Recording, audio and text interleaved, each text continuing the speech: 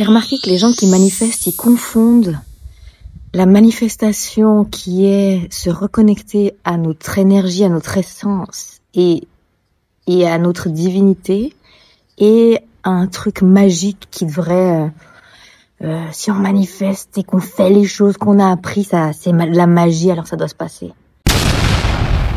C'est pas quelque chose de magique. Alors évidemment, on peut voir ça comme de la magie parce qu'on n'incarne pas ça sur Terre. On s'est éloigné de cet être divin qu'on est.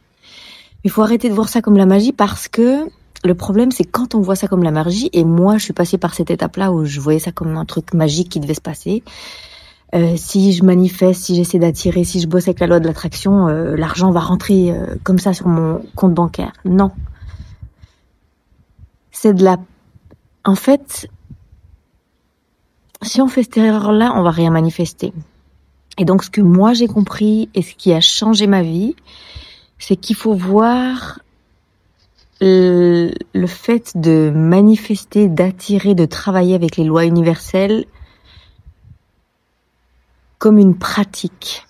Et il n'y a que en la pratiquant au quotidien qu'on va pouvoir se reconnecter à cette énergie. Il faut se reconnecter à notre divinité. Et il n'y a pas de miracle. Il y a pas quelque chose de magique qui va venir sans que vous ayez à faire quoi que ce soit. Il faut au quotidien se reconnecter. Alors, je vais vous poser une question. Qu'est-ce que vous faites chaque matin?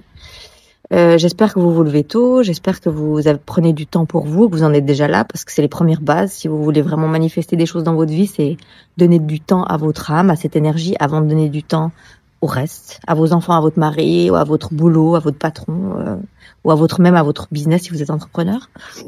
Qu'est-ce que vous faites le matin, les 20 premières minutes avant de regarder les messages sur votre téléphone et les choses comme ça? Si la réponse est rien, comment voulez-vous manifester votre vie si vous vous reprogrammez pas chaque matin? Donc, je vais vous donner le truc que je fais. J'ai mon petit livre là que ma cousine m'a offert. Et je prends juste, mais ça prend même pas 20 minutes, je m'assois, donc je marche à pieds nus dans l'herbe autour de la piscine, j'essaie de me reconnecter à la nature, mais si vous pouvez pas, c'est pas grave. Au moins prenez un moment assis sur votre tapis de yoga ou dans un silence avec une bougie, créez une espèce d'atmosphère. Et la question c'est, qui est-ce que je suis en train de devenir? Et écrivez sur 2 pages, juste il n'y a pas besoin de faire 10 pages, hein, juste 2 pages, qui est-ce que je suis en train de devenir? Je suis en train de devenir cet entrepreneur qui connaît que le succès. Visualisez votre relation amoureuse. Qu'est-ce que vous offrez en tant que féminin divin et qu'est-ce que vous recevez par le masculin sacré?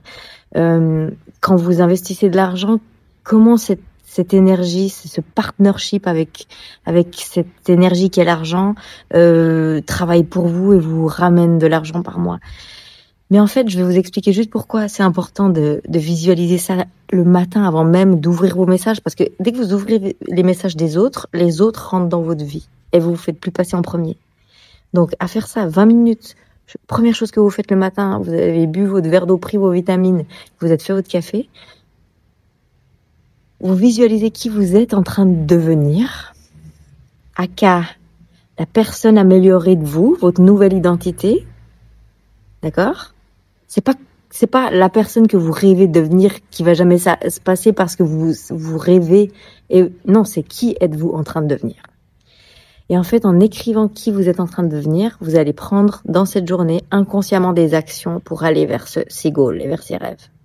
Si vous l'avez pas fait, les actions, c'est l'extérieur qui va vous les amener. J'espère que c'est clair. Si c'est pas clair, mettez des commentaires dessous et je vous embrasse. Et on est au mois d'octobre et il arrive encore 29 degrés l'après-midi. La vie est belle. Bisous.